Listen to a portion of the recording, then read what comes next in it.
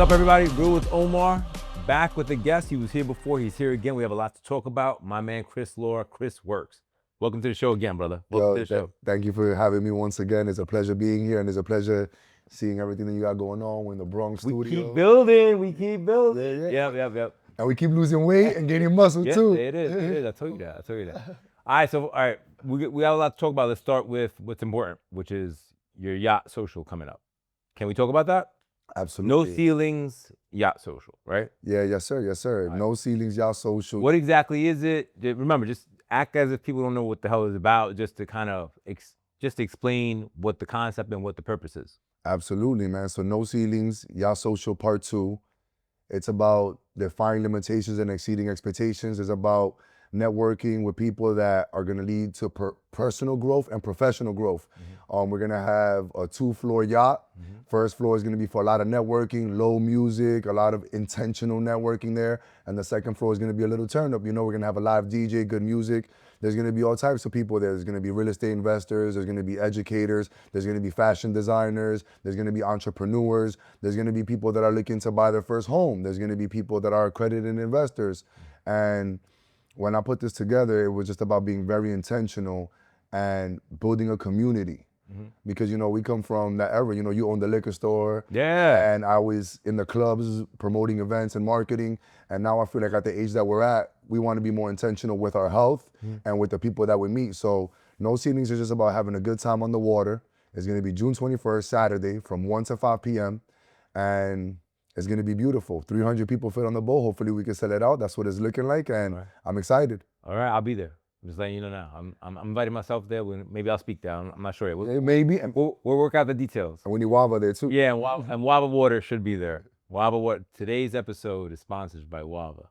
I don't know if that was corny or whatever, but it is what it is. It is what it is. All right, so quick question for you. I made the statement the other day and it resonated with somebody. I want to ask you what you think about it.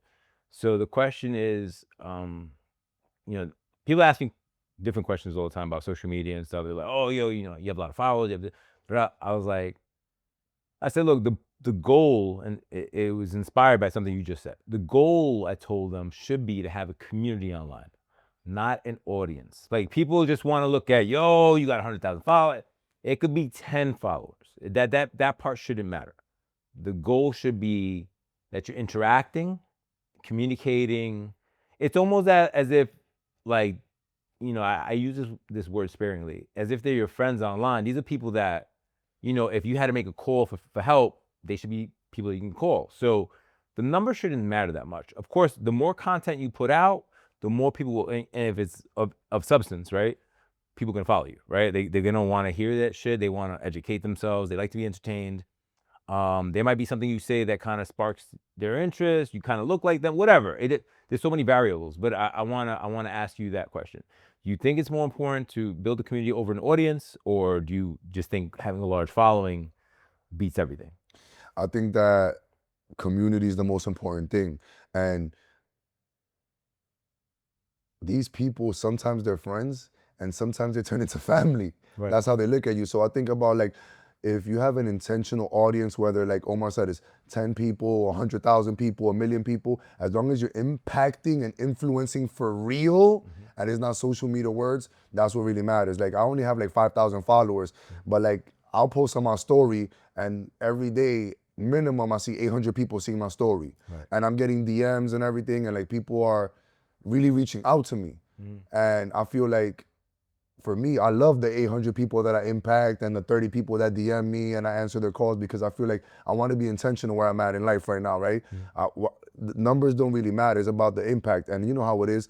It just starts with one person. If you can change one person's life, if you have one follower, then that's it. You've done it. You start with 1 follower. Everybody starts with 0 followers, right? 0. But yeah, like, you're kind of saying kind of what I said in terms of, I told him, I said, look, it shouldn't matter. The number shouldn't matter.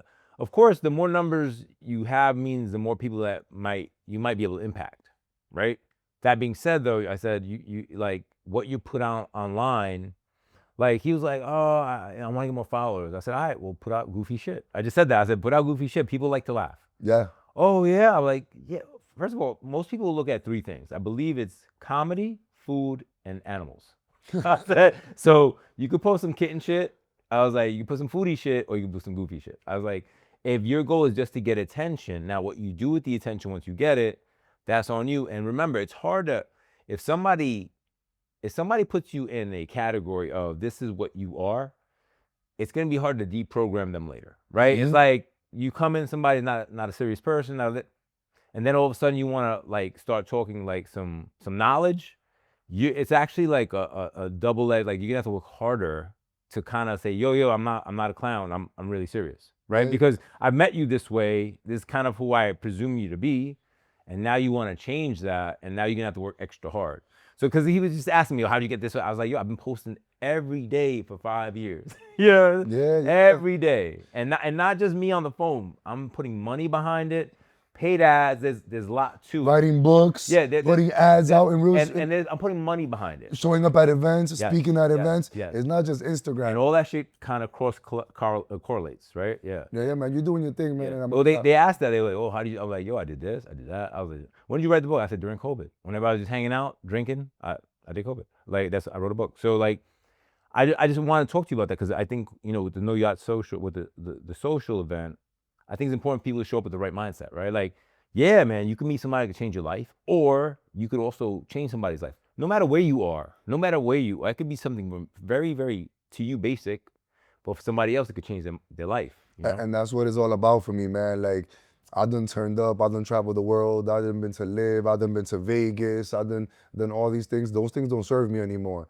And like, I like to like really speak in analogies, right? Like it's like I felt like at that time I was a caterpillar in my life, and now I've became a butterfly, right? Like I've gone through this change, this metamorphosis, and this evolvement that sometimes you got to leave caterpillars behind.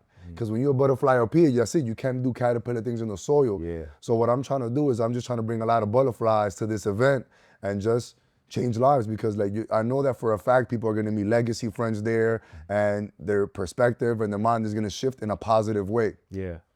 I think the same way I had another guest on here earlier today. We were talking about, I know him for 30 years, and we were talking about us coming up, right? And I know you come from similar backgrounds, so I was like, yo, man, there's times in your life where you got to kind of either pull away from that circle, remove yourself, or remove them, right? It becomes that, because I'm using your caterpillar to butterfly analogy, where like, yo, man, like you change and you're supposed to fucking change. Like I don't work this hard to stay the same. I've sold that from Hope, but you know what I'm saying? Like, and as it should be, your friends will change, because you'll have different things that you can start to appreciate and like and want to kind of like, be involved in. Yeah. And some of your friends ain't coming with you, and that's cool. They cool there. It's all love, right? Yeah. We're not all like Tyler Perry says, everybody's not with you for the whole trip, some only for a season, right? There's a season in your life that maybe it was cool.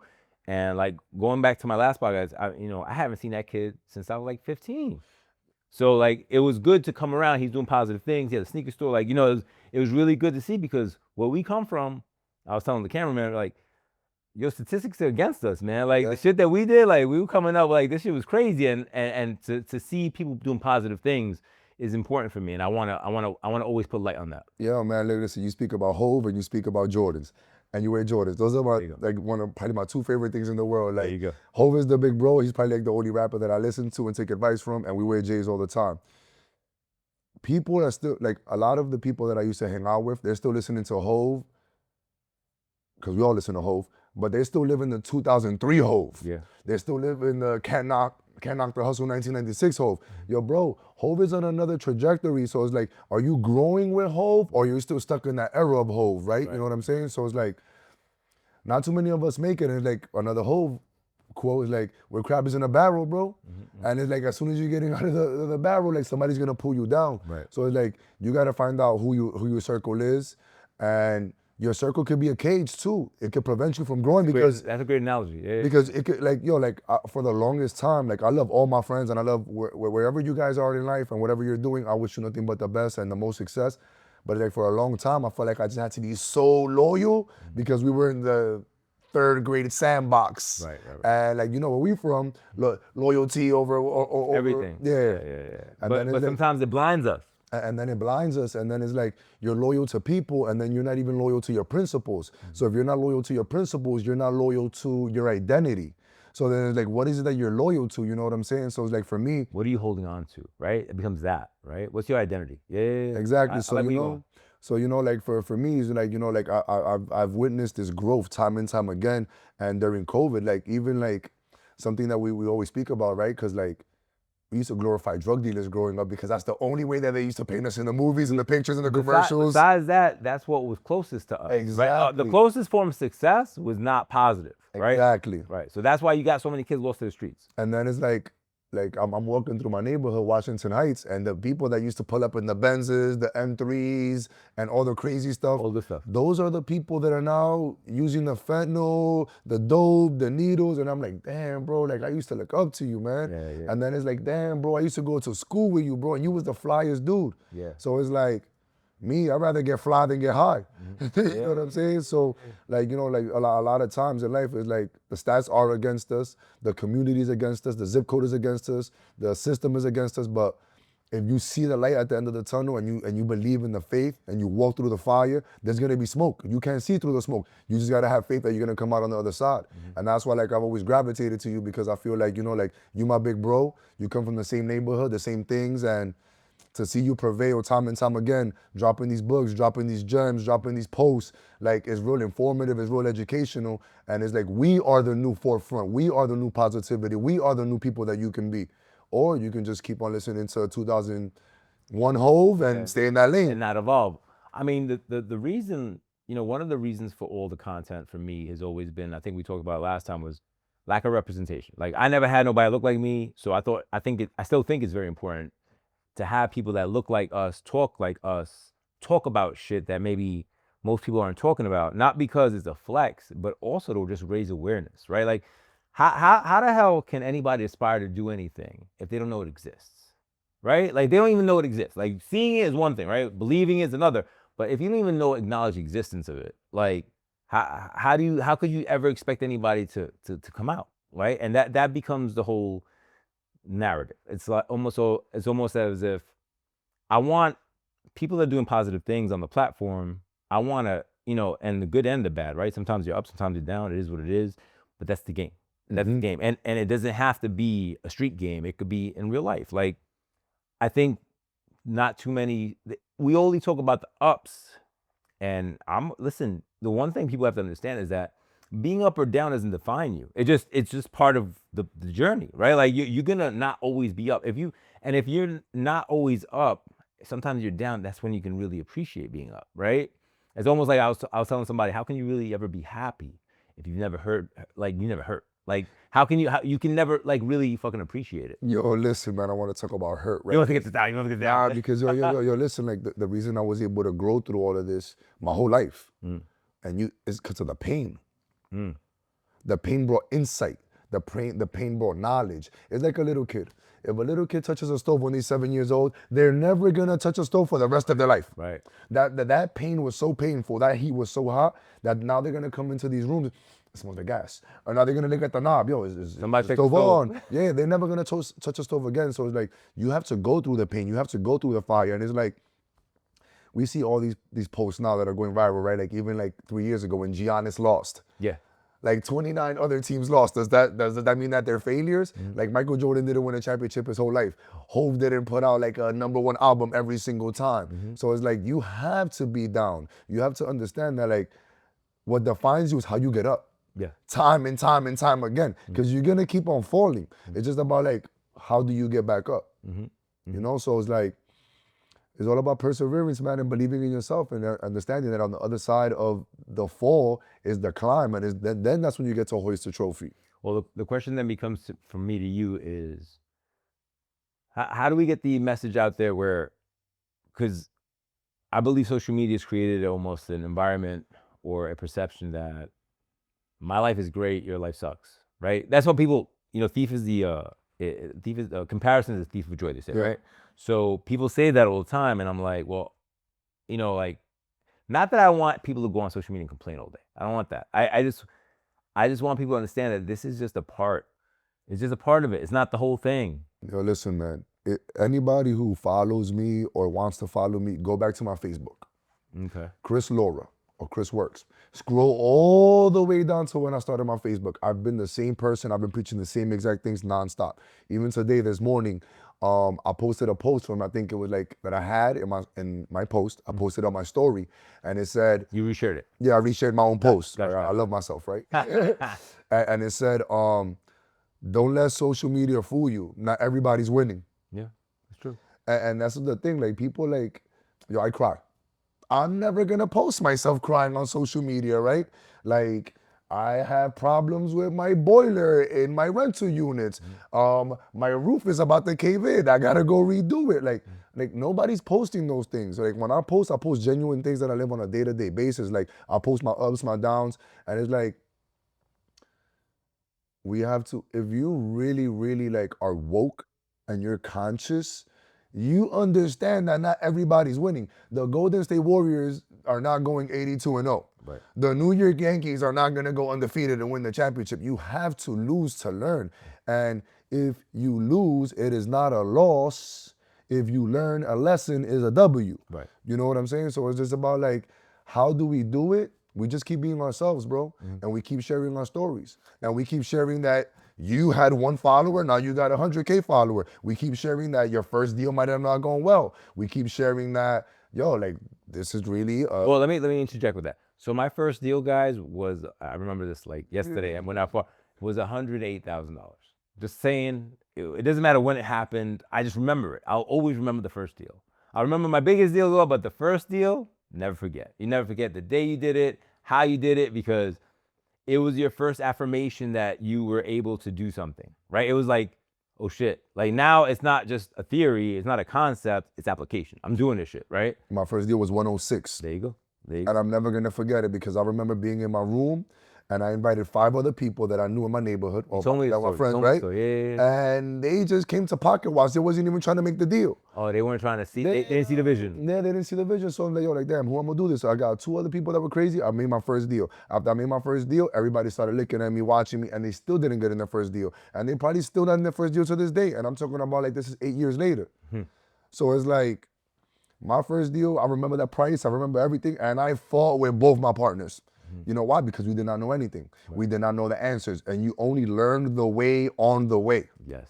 That's a bar right there. Learn the way on the way. Yeah, I want to talk to you about something that you posted from the bro, the life missionary. Yeah, my man. About service. Yeah. And about, if service is beyond you. No, if service is above you, then leadership is beyond you. Absolutely.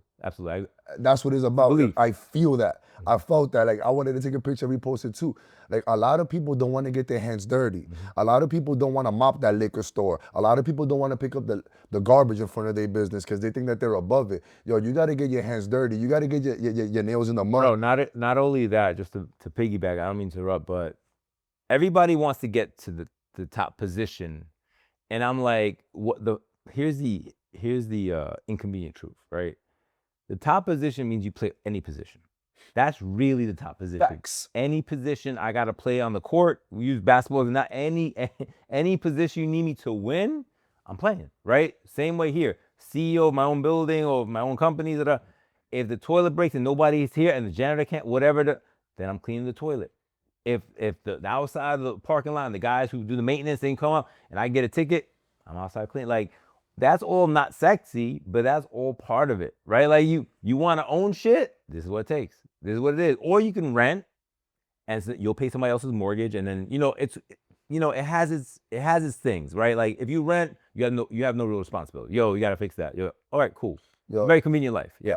I used to be like that.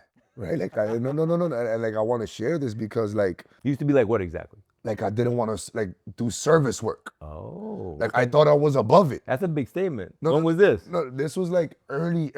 Like, I must have been like 21, 22, like right in getting out of college. Yeah. But the reason that I never wanted to do those things because my father was a factory worker for 43 years and he doesn't even know how to write his own name. He doesn't know how to spell his name. Right. He doesn't know how to do anything literal, Spanish or English. Okay. And I'm like, yo, I always looked at him, I'm like, damn, like, I don't want to be like that. Yeah. I don't want to be like that. I don't want to be like that. So that was your trauma. That was my trauma. Yeah. And then, like, when I get into, I get into the real world, I'm like, yo, like, nah, yo, you got to do everything out here. You know what I'm saying? And then it's like, when I turned 23, 24, I started doing everything, and it's like everybody who knows me knows I play every position. If this game I gotta be Curry, I'll be Curry. If this game I gotta be Draymond Green, I'll be Draymond Green. If this game I just gotta be on the bench and draw up the plays like Steve Kerr, I draw it up. And everybody who knows me like knows that I get my hands dirty. Like, I was a baseball coach for a while, bro. I don't know how to pitch. I was out there like pitching. Right. I was soft tossing.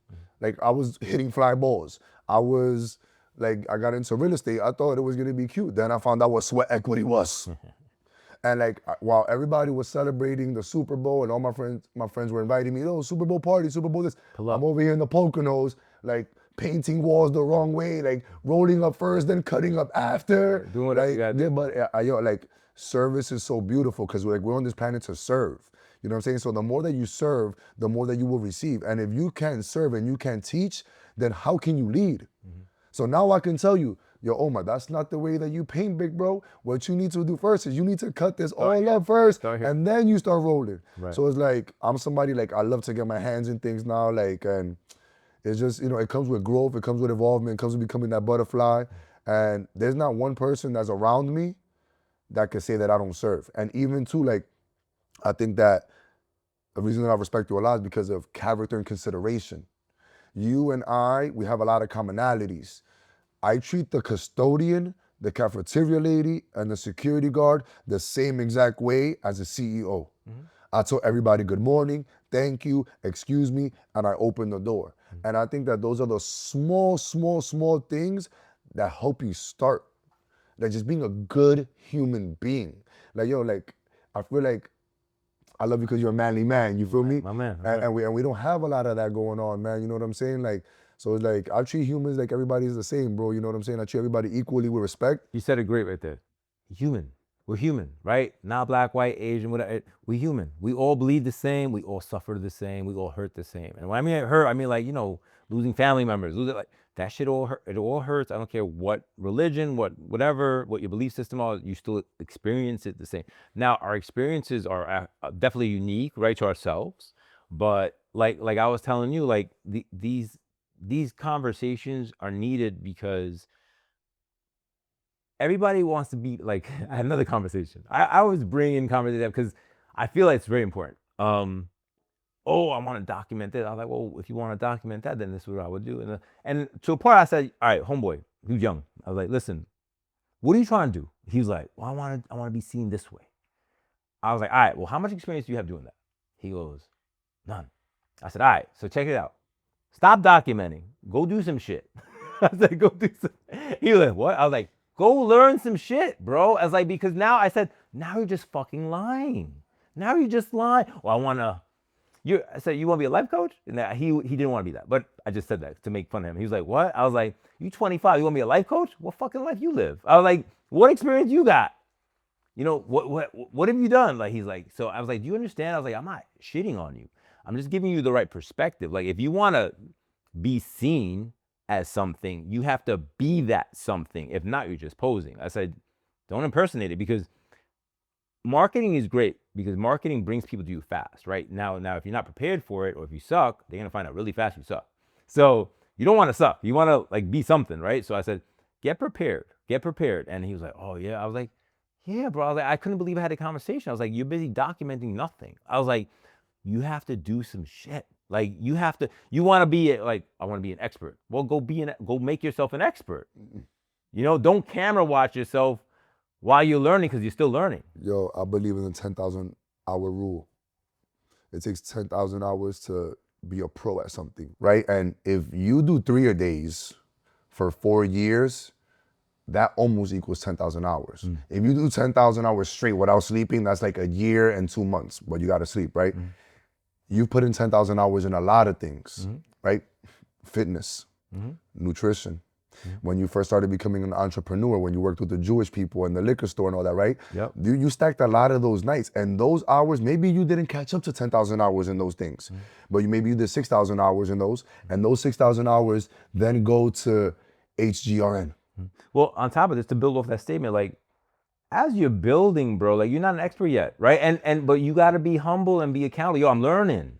Facts. Keep your mouth shut. Listen, like I told him, get around somebody who's doing the shit you want to do, because if you don't know where to start, Like, what are you doing? Like, you want to be around. It's like saying, I want to play basketball. All right, here's the ball. Well, what do? Well, you're not like. Have you watched the game? Go watch the game. Like, get a concept, right? Like, I'm like, you got like. I couldn't believe the conversation I was having, but I feel like it wasn't isolated to that one person. I feel like this is like a whole generation of people, Yeah, yeah, right? yeah. Right? They want to be seen. I'm like, for what?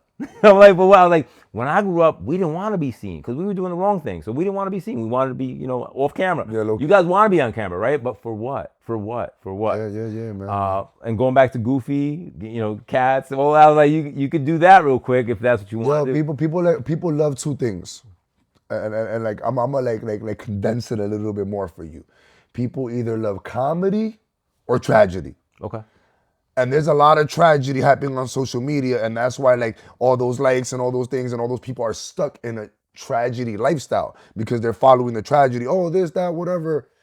And people like comedy. Everybody wants to laugh at a good joke and be humorous about whatever it is, whether it's the personality. But like I believe in messy action. I really do believe in messy action because the day that you start, you're not a genius, you're not a pro, you're not a wizard. You just need to start. So like figure it out, start, mess up a little bit, go back to the drawing board, YouTube University, Google University, TikTok University, follow Omar.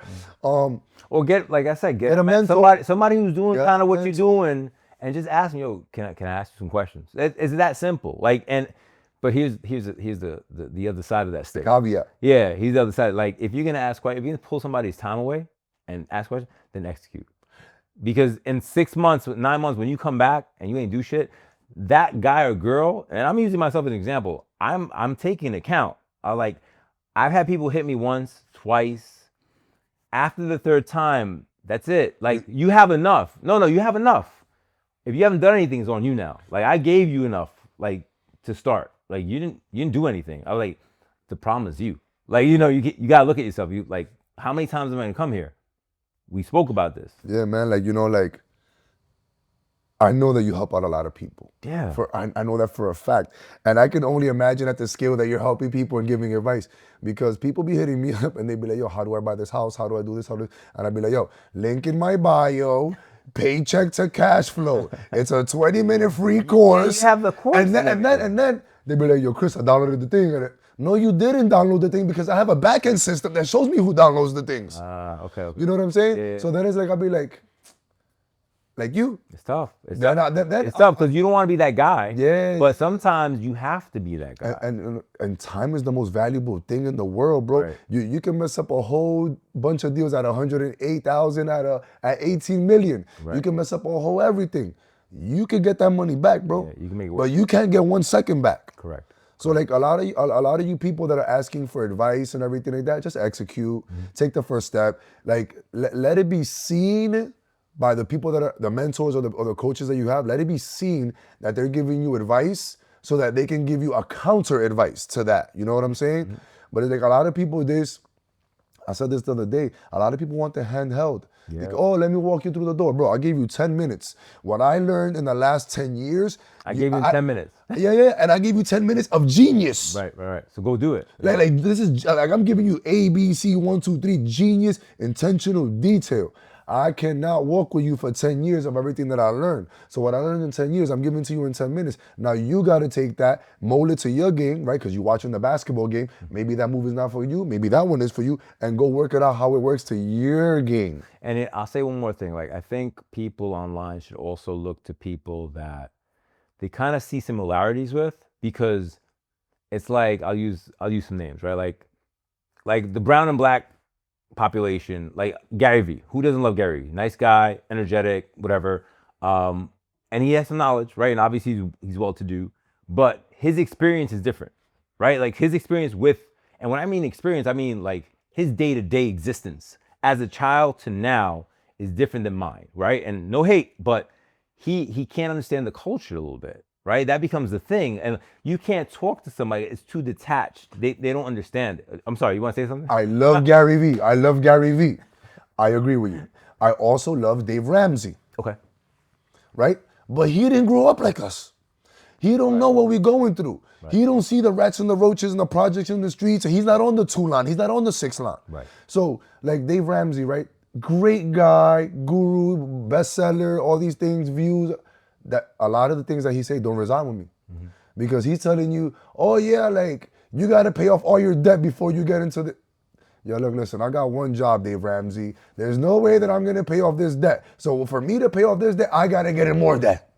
I got to go get a multi-family house. I get good debt. Yeah, good debt, good debt. Good not, debt, not Louis Vuitton Versace debt, right? Yeah. I got to get in good debt, or I got to take this money that I got, not pay off the debt that I got, learn stocks, learn some crypto, make money off of that so that I can pay my debt. Mm-hmm.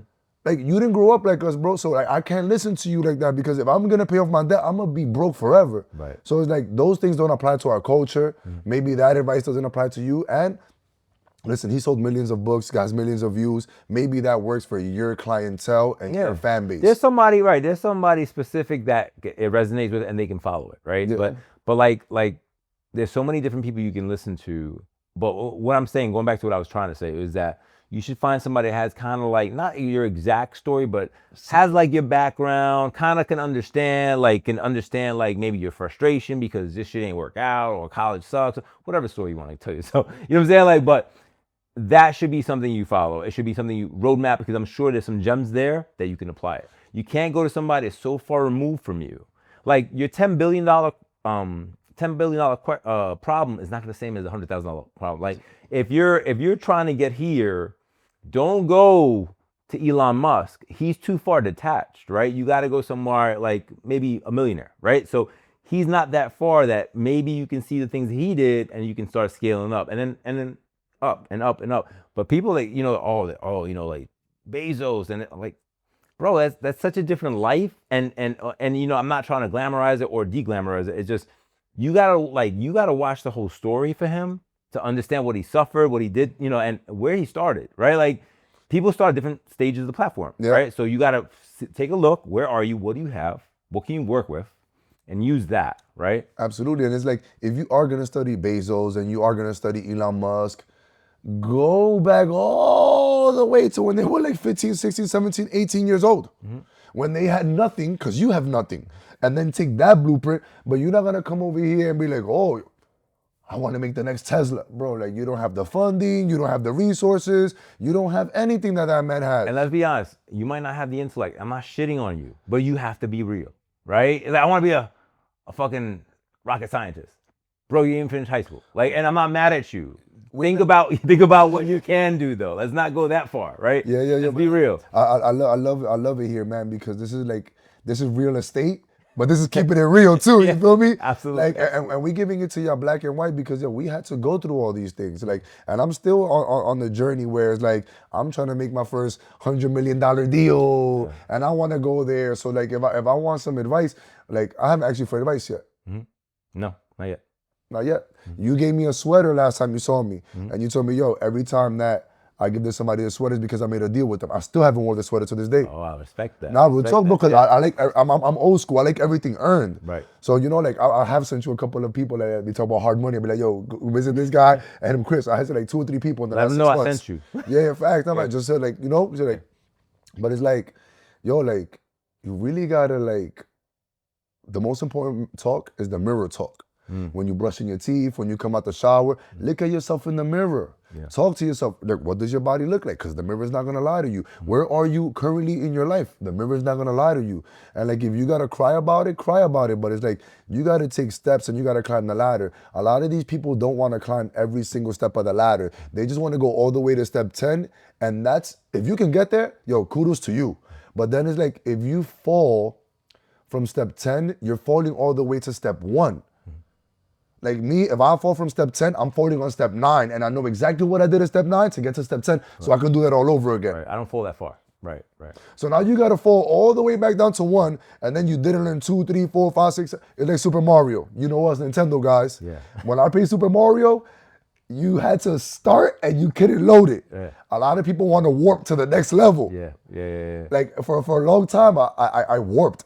For a while, I worked for a while, like, oh, level 4, oh, level 7. I'm out. And then it was like, nah, like, hold up, like, I don't got the skills to pass level 7 because I didn't go to level 3 where all the trees and all the... I didn't learn that. Yeah, I didn't learn that. So you gotta learn every step of the way, man. And if you're not gonna take time learning every step of the way, you're gonna waste your money. And it goes back to, circling back to Omar, just pay a mentor. Yeah, pay a mentor, or, I mean, you don't have to pay them. If you're gonna ask sincerely, right, and from a good place, but execute on it, right? Like, so I had a guy on here who was an addict. He was a recovering addict, right?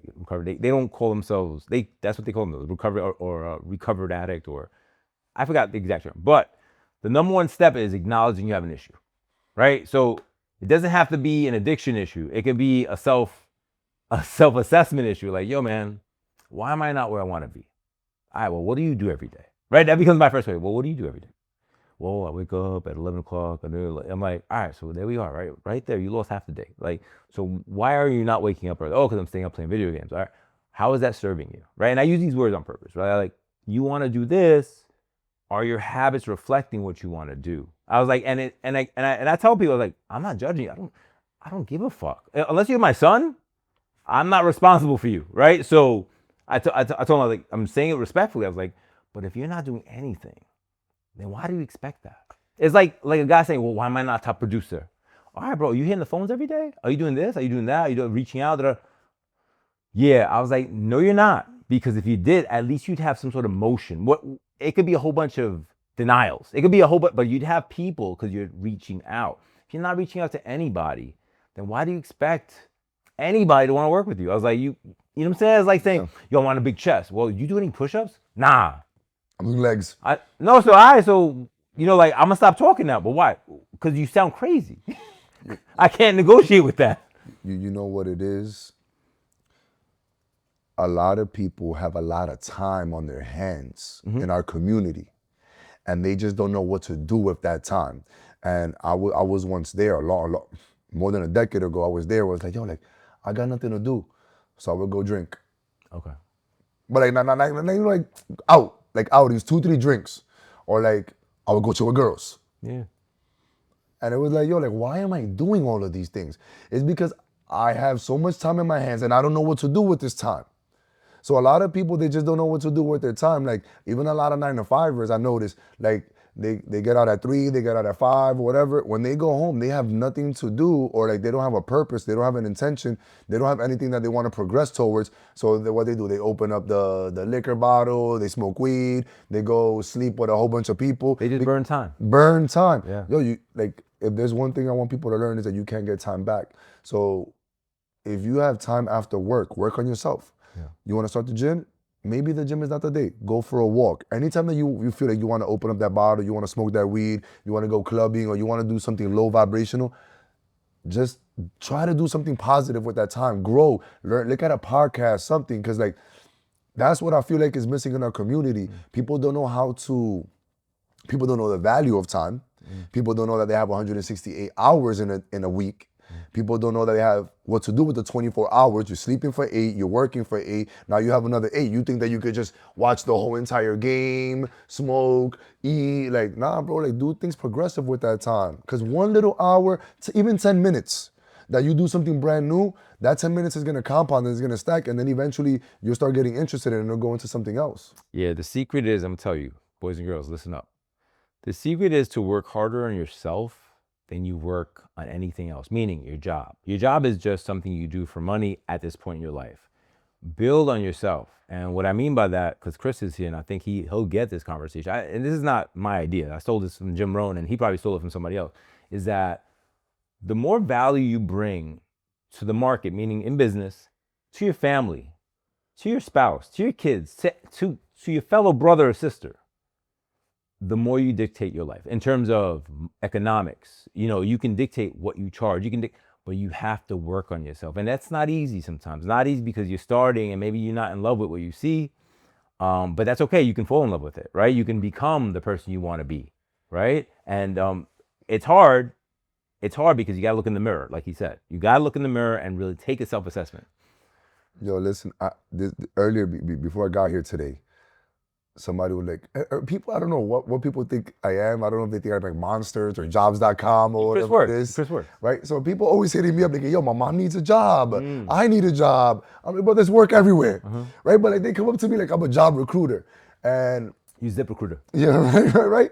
And this girl, she asked me, she's like, oh my God, I went to an interview and it was a group interview and I felt uncomfortable. And I was like, she was like, I froze. And I'm like, what did they ask you? she said the first question that they asked me was, tell me a little bit about yourself. Okay. She couldn't respond. She had nothing that she. Yeah, and like it was so mind-boggling to me because I feel like everybody is an expert on themselves. Yeah, absolutely. Nobody knows you more than you know you. Correct. So like you need to have that self-mirror talk and you be like, all right, what is it that I like? What is it that I don't like? Do I work well in groups? Do I work well by myself? So I was asking her all these questions and she was like, wow, that was really easy. And then for me, I think it was just more like an anxiety thing in the interview because everybody knows themselves the best. You're a specialist on yourself. Right. So once you start understanding yourself and you start talking to yourself, you start writing in your journal, mirror talk, whatever it is that you need to do to unlock the master of yourself, you'll get that job. You'll get that girlfriend that is worth it, that boyfriend, that husband, that wife, that first deal, that whatever it is that Whatever you're pursuing, right? Yeah, but you need to know yourself. And it's like, if you're not talking to yourself and you don't have an identity, I think that that's where it starts. It's like, why am I on planet Earth? What is my purpose? How can I serve? Those are like 3 very simple questions that if you can answer those questions, like I think that you should be on a good route to like becoming a better version of yourself. I mean, I think the number one question is always what they ask is like, why should I hire you? Right? Like that becomes a question and you got to have a real answer for that. Like, you know, I mean, if it's a really basic entry job, like, cause I need the money, that's real, right? If you're gonna hire me to be a maintenance worker, I'm not, yo, man, my mission is not to be antiseptic the whole planet. It's just, yo, I need a job, right? But if you're gonna be a teacher, right?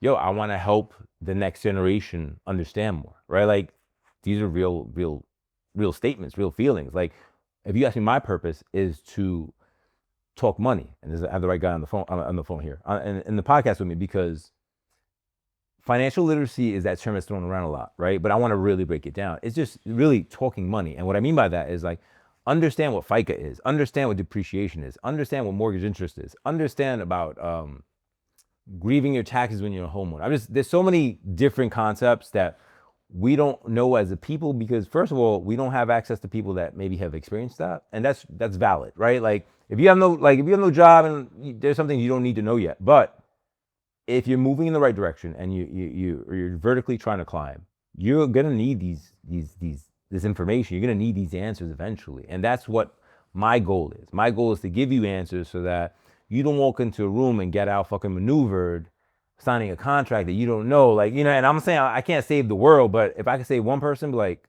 nah, you know, like if you're a commercial tenant, right, and you're interested in buying the property, but the seller's not really willing to sell it yet, you can have what's called a right of first refusal, meaning if he's gonna sell it, you get the first right.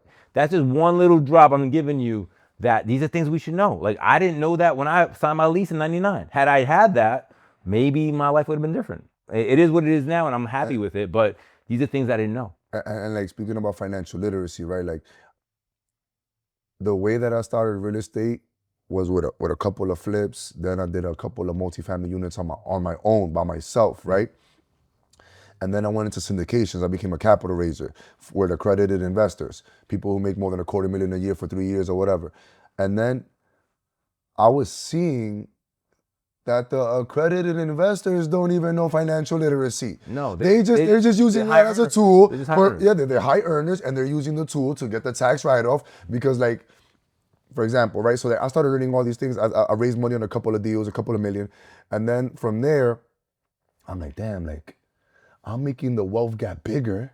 The rich are getting richer, and the poor are getting poorer. But it's like, damn, this is my job. Like, this is what I got to do to earn an honest living, and I'm still helping people. So then I went from that. I created my own course. I was telling you, I went to DR. Right. I did 400 slides. Like, I dumbed it down, watered it down, the definitions and everything. I recorded myself on every single slide, breaking it down. And then it was like, okay, I'm going to teach 9-to-5ers and immigrants how to do this thing. And then it's like, I feel like that's my purpose, to help my people and to help people that like grew up where we grew up. But then 2 months ago, I go to the dentist and, yo, listen, if you got insurance, try to go to the rich zip codes, try to go to Scarsdale, try to go to Times Square, because the service is totally different, right? No, I'm gonna be honest, yo. Like, Yes, yeah. I went to a dentist and like my life changed. I'm like, yo, where'd you go? I went to 36th Street and Park Ave. Oh, whoa, nice. Okay. I'm like, yo, my life changed. I'm like, what have I been doing my whole life? Like, there's like a different technology, different things. I'm like, yo, like what? Like I'm coming in, I feel like they treated me like I'm like Hove. They're like, Mister, do you want this? Do you want that? And I'm like, yo, okay, whatever. Wait, before you go on, wait, let me make a PSA. If you have the right insurance, I take Columbia Presbyterian over Montefiore all day. Montefiore is all over the hood. Columbia Presbyterian is in Westchester, and I got my operations there. That's the shit. But anyway, all right, just that's it. Go back to you. Back to you. Yeah, listen, we giving y'all Yeah, we're health giving you game right now. giving you game on like what you can do with insurance because Yeah, you got you that. don't have to wait in the lobby for 5 hours to see a dentist. That's not the way it works. You can make appointments. Yeah. So I'm here, and the dentist, he's this guy from Iran. Okay. So like I'm a history buff, and like I love science too. So I'm like, oh, Iran, Muammar Gaddafi, whatever. Started speaking about oil, right? Like we started speaking about all these things, and like commonality. Yeah, that's how it started, right? And then it went into like a very profound conversation about Iran overseas, and I'm telling him I'm an immigrant, this and the third or whatever. And then he said, yo, you sound good. You sound like you be on podcasts. I'm like, yo, I did my research on you on ZocDoc, another one. Download the app, ZocDoc, and it'll show you everything. And I'm like, I did my research on you. Did you research on me? He was like, no, but you sound good. And he said, what do you do? And I was like, well, I teach people about financial literacy and I teach people how to buy homes. And he said, can you help me? Oh, nice. That's what he said. Wow. And you were surprised. He's a doctor. Yeah, you're thinking, yo, he got it. I mean, I'm not surprised because those are the people that I've worked with in the past. Oh, okay. But like, I was surprised. I'm like, no, like, yo, like I'm over here like in a sweatsuit, just like you don't got people? Yeah, exactly. Right, yeah, exactly. yeah. So he's telling me like, yo, this is what he told me. He's like, can you help me? I'm like, tell me a little bit about your finances. He says, well, I made $6 million in this place last year, and I put one of my machines that I created in another dentist, and that made me $2 million. So I'm like, oh, so that means you pay a lot of taxes, bro. Right. And he said, yes, I keep 30% of my money, and I pay 70% in taxes. Damn, that's crazy. Bingo. Yeah. So I told him, yo, bro, I know how I can help you keep 70% of your money and you pay 30% in taxes. And he said, how? So I took my phone. No, he stopped drilling there. Yeah. And I always got a deal in my pocket, right? I always got a deal. So I'm showing him, like, look, you get 24% return. This is how we do it. And he's like, I'm going to Dubai Emirates to a dentist convention. Mm-hmm. And then I'm going to come back and there's going to be a dentist convention in Jacob Javits Center. Y'all gonna see me in Jacob Javits Center in these next 2 months. Okay. And he was like, yo, do you wanna come and speak to my friends? And I said, absolutely, because this, and he was like, how do you invest? And I said, I can send you this deal, give me your email, I'll send them the deal. And I said, look, listen, people usually like to invest by themselves. One person takes the whole deal, or they like to invest in packs. So like you get your friends and y'all invest in this and y'all don't wanna let anybody else in. Right. So then I was breaking it down to him, bro, that was just because of my knowledge. Mm-hmm. You know what I'm saying? And it's like, that's not what I'm trying to do. But like God put that for me right there. He was like, yo, Chris, you want this money? I'm like, yes, I do. Right? So it's like I'm still serving, I'm still teaching, and like he's an immigrant. Mm-hmm. So it's like this guy makes millions and millions and millions of dollars and he does not know how to get his taxes down. And he doesn't know how to play the game here. Yeah, absolutely. So it's like we're all in the game. So it's like for me, like now, like what I told you before, I was a health and wellness educator. I was a physical education teacher. I was the #1 basketball coach in Manhattan for a while. And what I started seeing is like, yo, like, if I keep doing this, people are gonna continue to keep looking at me in this box of a physical educator and as a basketball coach. And I still do some of that work here and there, but like I do it very intentional where like I only work with pros, or you gotta like be ESPN ranked, right? Or like, and also like, shout out to my boy, Coach Maribel, St. Peter's Prep. They were like the #1 school in New Jersey. And he is one of the Dominican national coaches for the Olympic team. Oh. So now I'm helping them. Nice. So like the reason that I help basketball players now is because like, all right, I know that you're gonna become a professional basketball player. I know that you're gonna be an accredited investor. When you get there, bro, you come see me and I'm gonna help you out with your finances. So now what I did was I took out the H and I put wealth and wellness. And it's the same thing. We're speaking about nutrition. We're speaking about fitness. We're speaking about mental health. We're speaking about the hurt and the suffering, emotional health. So we're speaking about all these healths, but nobody wants to speak about finances. No, I think the culture was taught not to, right? That, and also from our generation before us, like they didn't really have a lot. So they got mad when you talk about it. Right? They're like, why do you care what I make? I'm like, yo, like, what do you make? Just I want to understand. Like, I want to know. But that was never a conversation I've ever had with my parents. I had that conversation later when we had to buy the first house together. I had to see. I was like, hey, we need these tax returns, you know. And I put my mom on. We bought our first two family in '04. But that was different. But you ask, you know, a Latin man from that generation, the '50s, though, it'd be a fight. And You might get punched. And now you see, like, and then like you've taken that generational trauma and that scarcity mindset. You put that on the back burner because that's not who you are anymore. And I'm pretty sure you're talking to your kids about this now. All the time. I told my son, my 24-year-old, is gonna get married soon. I said, listen, you don't gotta leave now. I was like, I would save and buy a condo and get out, and then, you know, have something. He's like, yeah. Anyway, he moved out. But you know, I tried. You know, I tried. Like I tried to kick game to them. But you see, like, you try to kick game to him. Yeah. But the reason he left is because you've already given him a whole bunch of game from other things. Right. Like, yo, shout out to you, big bro. 24 years old, moving out on your own. You know what I'm saying? Yep. But it's like he got financial gain, financial gems. He's seeing you and Mags doing your thing. You know what I'm saying? So he's not completely blind to it. No, he knows how it works. He know how it works. So you know what I'm saying? Like that's 20 years of difference, bro. In 2004, nobody knew anything. Now it's 2024, 2025. He moved out with knowledge, with game, In with 2004, I had to go knock door to door to different banks to get a mortgage because I didn't know anybody in the space. Nobody I knew owned anything. Everybody rented. So I had to go, like, I was the guy. I was like, yo, I need a loan. Like, you know, I had to go through that whole gamut. And me getting denied by my first bank started that whole fire with me. I was like, nah, come on, bro. I was like, come on, everybody's getting a loan. Like, this is like before the meltdown. I was like, anybody can get a loan. What you tell me I can't get a loan? And anyway. This is 9/11. Yeah. That's how it went down. Here we are, right? And I was like, yo, and now my game is simply, listen, you may not qualify today. Like, there's people that, you know, sometimes they don't qualify with all the programs that are available. But I'll be like, look, if you do this for this year, next year you good. Right? Like, don't write off everything. Like, if you're self-employed, you know, like, I give them the game. I don't want to get too much into it. But I didn't have anybody like that, right? So, like, I was just told, you're denied. So I was like, nah. I was like, nah, I don't accept that as reality. I'm going to keep going. But thank you for your opinion. I appreciate that. And I kept it pushing, but it could have went another way, man. It could have went another. I could have been like, yo, I can't. But you see, like, you came from a mindset, like, I feel like you've always been a beast, right? And there's a difference between starving and hungry, right? A rat is hungry.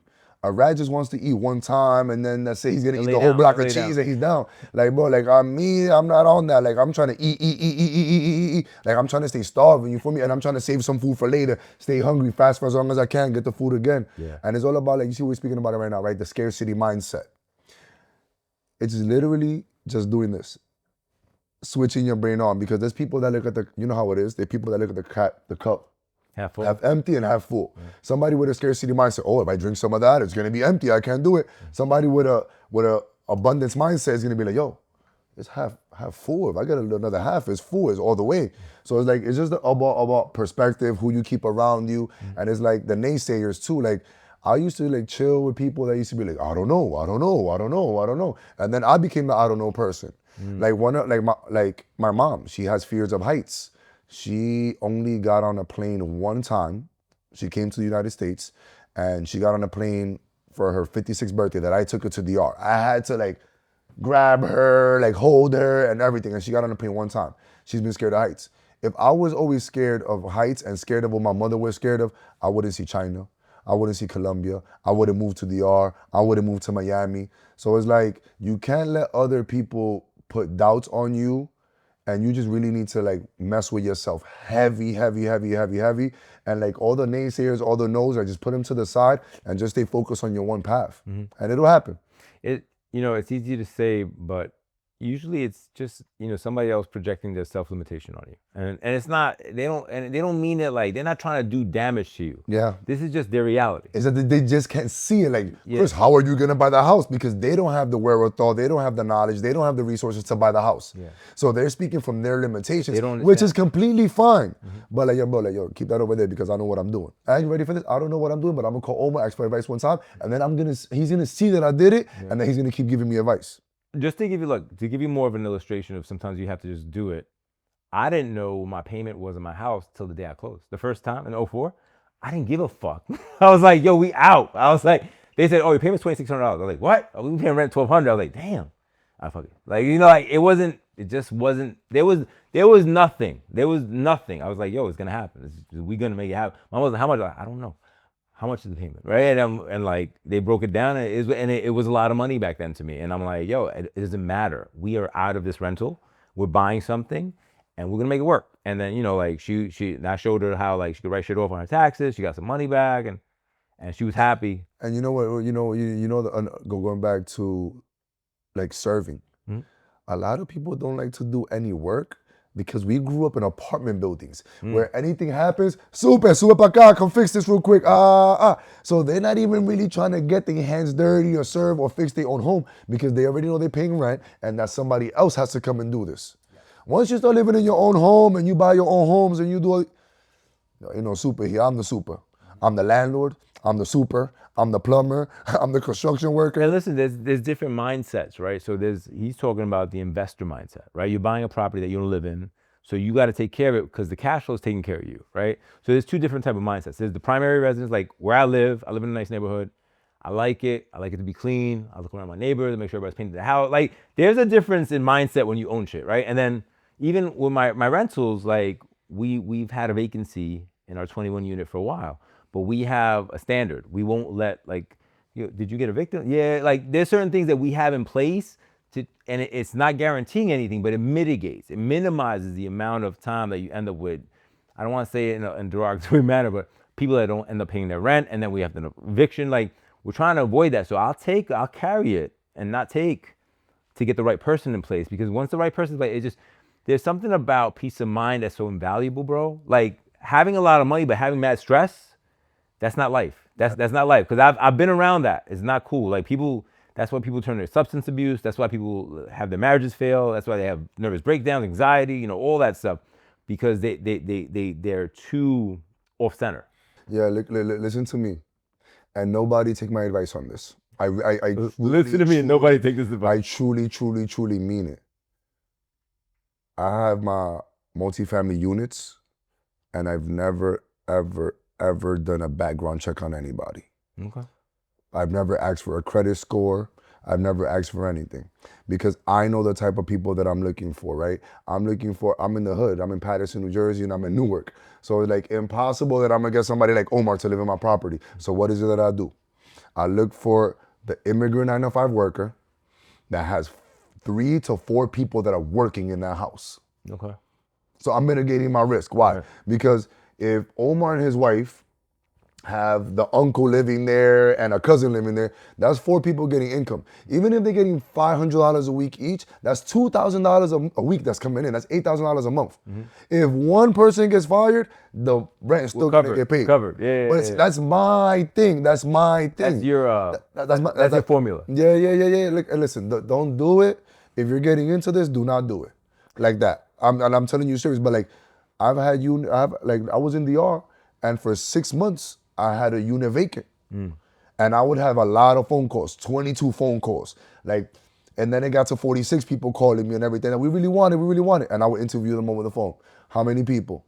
How many kids you got? This and the third. Are you sure you're not gonna bring anybody there? Are you gonna rent a room? And then it was like as you get your hands dirty and your feet wet in this, you start understanding like what it is that you're really trying to look for. So like I already knew my niche and I already knew what I was gonna do. And like to this day, it's worked. Okay. Miracles for me, and it's worked amazingly for me. And then I don't take market rent. I take $200 less from everybody. Yo, you're gonna throw away the garbage. Yo, if it snows, you're putting out the salt and you're the one that's gonna shoveling, because immigrants love a discount. Mm-hmm. My father was an immigrant. My father would have worked for an immigrant. I work for discounts. You know what I'm saying? Mm-hmm. So like, that's just my thing, and that's something that I teach too. Like, I got e-guides and all these other things on how it kind of works. They're free. You can download them. But it's like, yo, like, you need to do what works for you. Yeah, you gotta find your method. Right? Find your method, because my method might not work for you and vice versa. Yo, people be telling me like, Chris, you're crazy. I mean, like, yo, I'm crazy because it's working. Right. Like, but like, if it wasn't working, I wouldn't, like, after the first or second time, I would have been, nah, like, hold up, I need to go. Yeah, who has a 700 credit score? You never been evicted, okay? That means you pay subs. Yeah, exactly. Yeah. But you know, man, like, it's just always good coming here, being able to speak to you, and like, always like, even digest everything that you're saying, because like, we come from the same place. And chopping it up, because like you're exchanging ideas, right? Like There's some things that might work, or vice versa, and also like going back to what I said about the experience, right? Like everybody's experience is different, and sometimes having somebody with some sort of commonality makes you feel like you're not that alone. Because sometimes, yo, let me break this. Let me talk to the camera. This one, entrepreneurship is lonely. Like, don't get it twisted. Not everybody can understand it because not many people do it, and most people will try to dissuade you from doing it. It's very fulfilling, but it's very lonely. You have to compartmentalize a lot of things in your life. You have to protect people from different like fears that you may have, because let's not get it twisted. Sometimes you're afraid. Sometimes, yo, I hope everything works out. I mean, I feel most of the time we're gonna be all right. And if I don't, I ignore that shit anyway. And that's how I kind of live my life. You know what I mean? Like, it is what it is. But yeah, like if you're anxious, real estate might not be it. Like, maybe do stocks, maybe do something like a high yield savings account. I don't know, something, but something that works for you. Because if you're like manic, it just doesn't work, man. Because dealing with tenants, it's a lot of interpersonal one-on-one. And the people that hate people. Correct. And then people that be like, I'll tell them, hire a property manager. Yeah, but I don't want to talk to them either. Oh, he's gonna steal from me. Oh boy. Yeah, real estate. All right, cool. Look, you got to answer everything. That a rebuttal. Yeah. Not an answer, a rebuttal. Rebuttal. Correct. So I'll be like, all right, cool.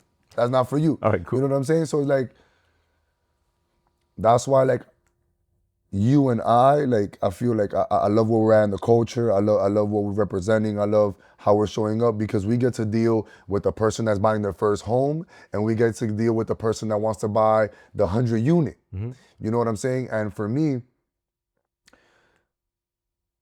I teach people that are immigrants, yo, if you and your wife can save $1,000 a month together, 500, 500, 800, 200, whatever the formula is, works. Yeah. You save $12,000 a year. You get your income tax. You're looking at $18,000 that you really did in 1 year. Because nobody wants to be the entrepreneur that you and I are. Nobody wants to go and like start their own business and sell these other things. So all right, cool. Look, listen, save $12,000, save $20,000 in 2 years. It's very doable. It doesn't matter where you work at, what factory you work at. And that's how I started teaching like this. Because I'm like, yo, like if I could go back in the past and teach my parents how to do it, how would I do it? Just like this. Right. Go buy yourself a 2-family house, maybe with a bonus unit, storage unit, whatever we're gonna call it, right? Attic or basement. Rent out the attic, rent out the basement, rent out the second floor. Now you live in rent-free. Mm-hmm. And if anything happens, at least you live in rent-free and you know that you can pay for something in case it happens. Mm-hmm. But like this financial literacy thing, like we need to turn the corner on this, Latinos. We really need to pick it up. Like, and this is like the whole Latino population, right? Like we're talking about Puerto Ricans, Cubans, Mexicans, Dominicans, Colombians, Venezuelans. All the ends. Every immigrant. Yeah. You know what I'm saying? Like we really need to turn the corner on this, because it's like, you know what I'm saying? Like I see, and like I love the human race. I love all my people, and I've worked with all people, right? I even like was in China for a while, just chilling like for more than a month. Nice. Right? So it's like, I love all people. The white community has figured it out. Like I'll be on Instagram and I see the black community's figuring it out. Like, yo, I love to see my black brothers. I'm black too. I'm Afro-Caribbean, right? We all got dropped off in different places just because I know my history. Latinos, yo, we need to do better. We can't be on Univision over here talking about, oh my God, Metro costs $3, it's crazy. Yeah. Like, we really need to turn the corner. We really need to like tap in. We really need to listen to the podcast. We really need to come together. And that's why like I don't be clubbing no more. I don't be drinking like that anymore. Like I'll have maybe like a celebratory drink a season. But like for me, it's more about like being intentional and like bringing us together so that we can grow something beautiful and be like a financially literate nation. You know? We're the majority. We're the majority. We're the majority, and we have the minority of the wealth. Spanish is the #1 speaking language in the United States of America. And we are not #1 when it comes to wealth. And I'm not saying that's the only gauge. I'm just saying that we should have more, right? And we're just stopping ourselves. We should definitely tap in. We should learn to collaborate more. Like, I just told him, he didn't know that, but I'm gonna get on his yacht social, because last year I was supposed to do it, but things happened. But I'm making it happen, and that's it. I'm saying it here, so it gotta happen. There will be a flyer for Omar for the next 48 hours. We out. The back-end specialist. We out. I want to give a very special shout out to Jessica. She's my executive director, and she's the one that sets up all my back ends. She's the one that's dealing with everybody. She's the one emailing everybody, setting everybody affiliate link. Without her, I could not do this on my own. It's her, me, and AI. Okay. So just, you're going to see this. We got Omar on. We might have Wava the water. We I might got hit have Wava. green Yeah, juice. he'll be here the 29th. We're doing a podcast there. And well, I'll ask him about it. But yeah, no, listen, I think it's important. I think that this year, I was speaking at an event in January, and they were like, what's the one word that will define you this year? I said collaboration. I want to collaborate with everybody, whether it's in business or just fulfillment. I said, last year my mom passed, so I was kind of in my own thing. And I won't thank you. And but this year I want to just come out hard, like like pre all that shit, like when I used to move, the way I used to move, and I think it's time. I think it's time. I think it'd be powerful if they see us together more than separate, right? Oh, they hang out. Oh, I'm like, yeah. Why wouldn't that be possible? Like, like that becomes the question, right? Like, it should be a movie. Like, we pull up, it should be a movie. Like, and we're all living, right? It doesn't mean that only one guy can be the guy. We can all be the guy in our own world, right? And that's what's wrong with the Latin community. So that's where I was going. Ego. That's the ego. That's where I was like, going. like if you see all these other cultures, like they know how to diminish the ego and they know how to work together. Yeah. In the Latin community, everybody wants to be the man. Yeah. Yo, we just spoke about this maybe like 25 minutes ago. Rewind this if you're on YouTube or wherever you're watching this at.